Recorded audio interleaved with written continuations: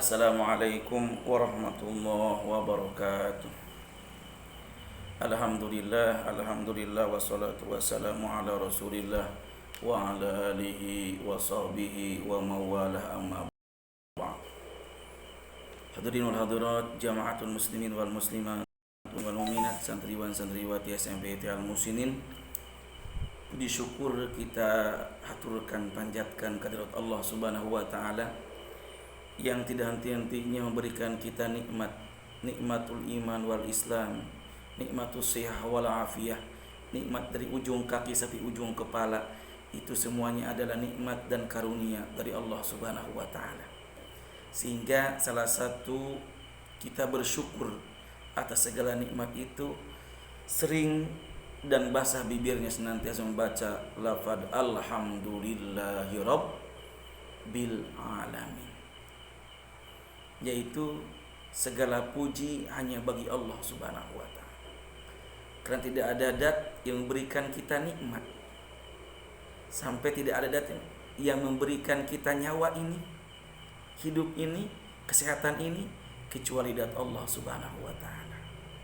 Sebab itulah bersyukurlah atas segala nikmat dan karunia dari Allah Subhanahu wa taala. Karena dengan bersyukur itu, satu, mendatangkan berkah dari Allah Subhanahu wa taala, datangkan ketenangan dalam hati, ketenangan dalam, sehingga akan senantiasa menerima atas segala nikmat dan karunia dari Allah Subhanahu wa taala. Hadirin wal hadirat, jamaatul muslimin wal muslimat, santriwan santriwati SMP Al Musinin.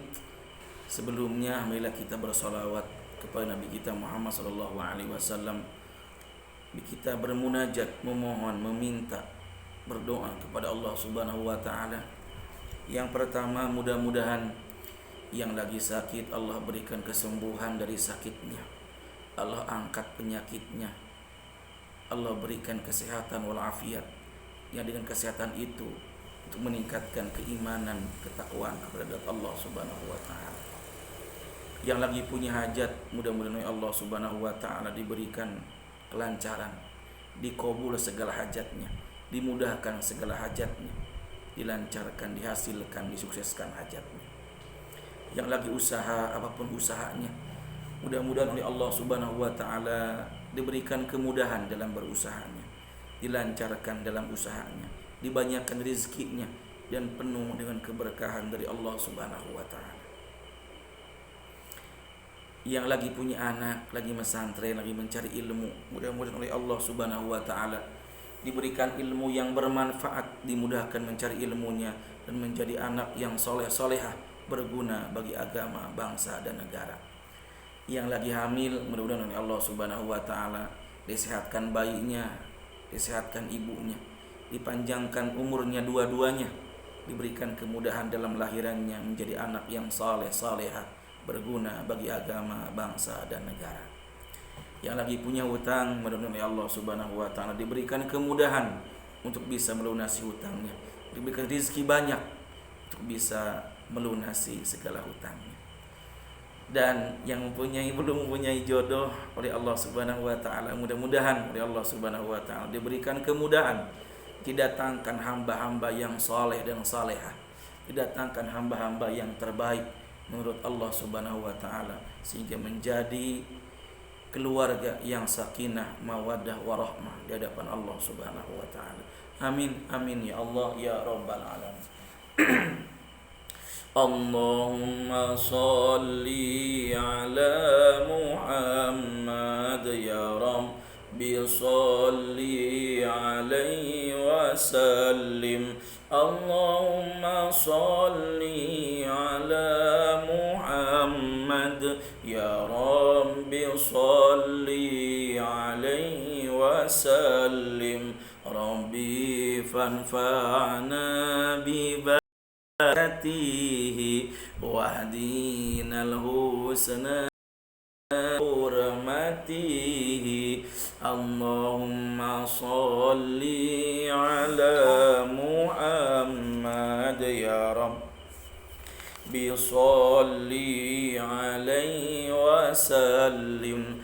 Allahumma shalli ala Muhammad ya Rabbi salli alaihi wasallim Rabbi fanfa'na bi barakatihi wahdina al-husna bi hurmatihi Allahumma salli ala Muhammad ya Rabbi salli alaihi wasallim Allahumma salli ala Muhammad ya Rabbi salli alaihi wasallim Allahumma salli ala Sayyidina Muhammad wa ala ali Sayyidina Muhammad.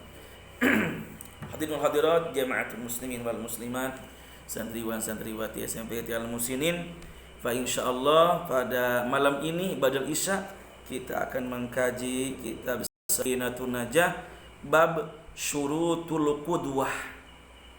Lihat kitabnya, faslun, ini fasal syurutul berarti menerangkan syarat-syarat menjadi makmum.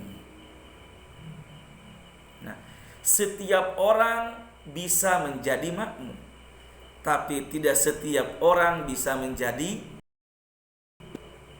Nah, sekarang kita akan menerangkan tentang syarat-syarat menjadi makmum. Ada berapa? Ahada asyara, ada 11 syarat. Apa itu? Yang pertama, wa alla ya'lama butlana sholati imami.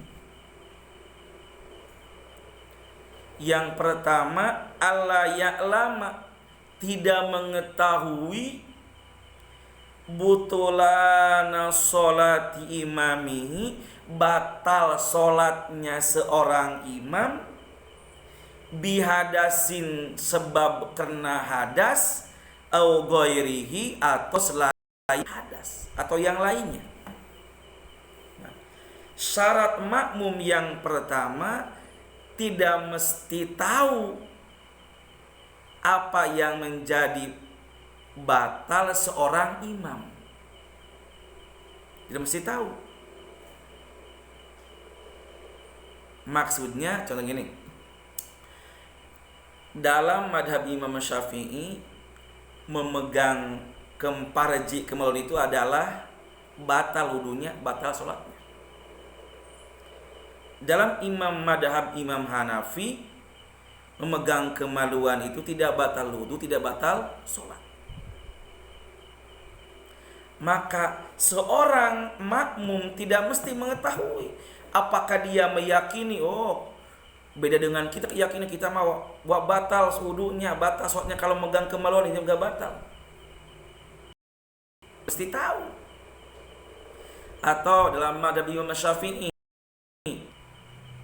Fatih Bismillah itu termasuk wajib dibaca ketika membaca surah Al-Fatihah. Dalam madhab Imam Hambali, dalam madhab Imam Hanafi tidak wajib dibaca. Maka kalau meyakini, udah tahu itu semuanya, maka tidak sah berimam seorang makmum kepada imam tersebut. Kenapa? Kalau udah masing-masing udah ada keyakinan, situ batal, ini batal. Makanya apa? Seorang makmum tidak mesti tahu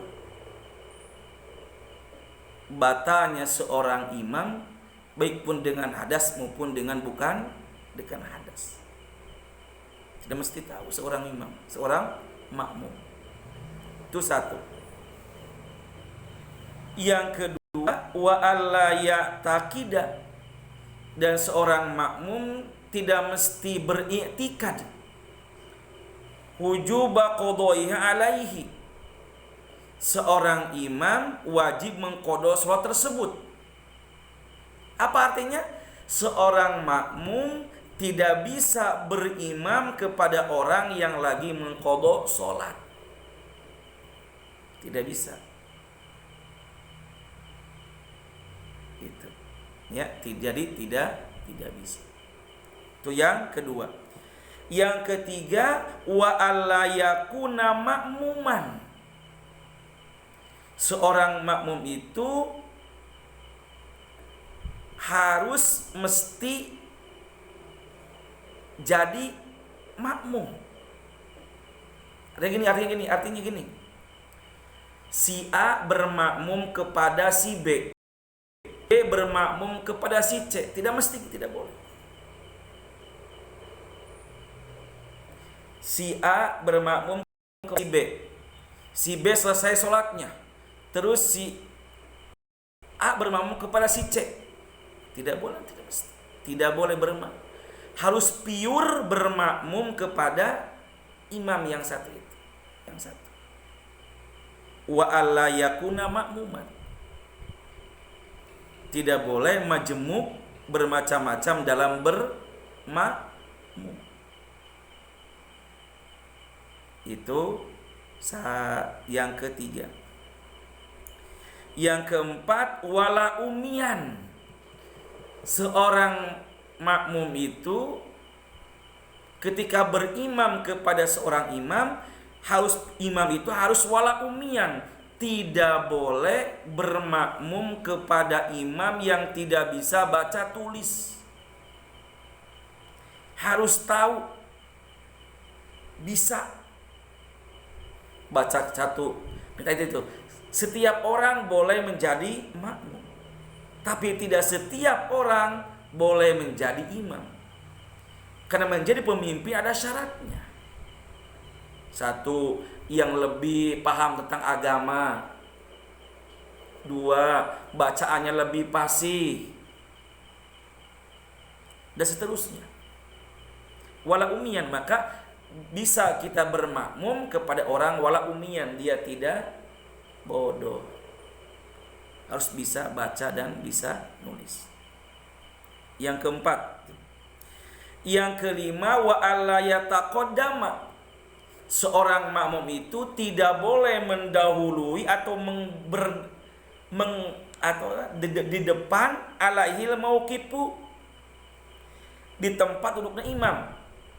Apa artinya? Imam dan makmum itu harus ada pembedanya dalam barisan contohnya. Tidak boleh seorang makmum barisnya lebih depan daripada imam. Makanya seorang imam dan makmum ada pos pembeda, ada jarak pembedanya. Mana imam, mana makmum. Tidak boleh sejajar dengan makmum. Ada pembedanya dalam barisan sholat. Itu yang kelima. Yang keenam, wa ayya'lama intiqalati imamihi. Seorang makmum itu harus mengetahui pindah gerak-geriknya seorang imam. Bagaimana kita mau bermakmum kepada imam kalau dia tidak tahu gerak-geriknya seorang imam? Imam ruku, kita harus tahu imam ruku. Imam selesai, imam sujud, kita harus tahu imamnya sujud. Harus tahu. Imam sujud, makmum juga harus tahu imam sujud. Imam ruku, makmum juga harus tahu imam lagi ruku. Harus tahu. Tidak boleh samar-samar. Sholatnya di mana, imamnya di mana.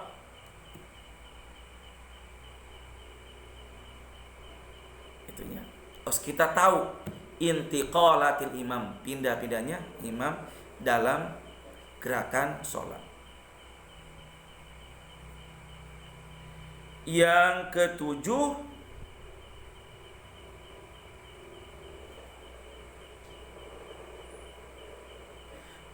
wa ayyajtami'a fi masjidi au fi salasami'atin dira'in takriban.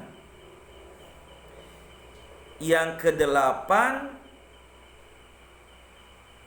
mesti ada dalam satu tempat makmum dan imam itu,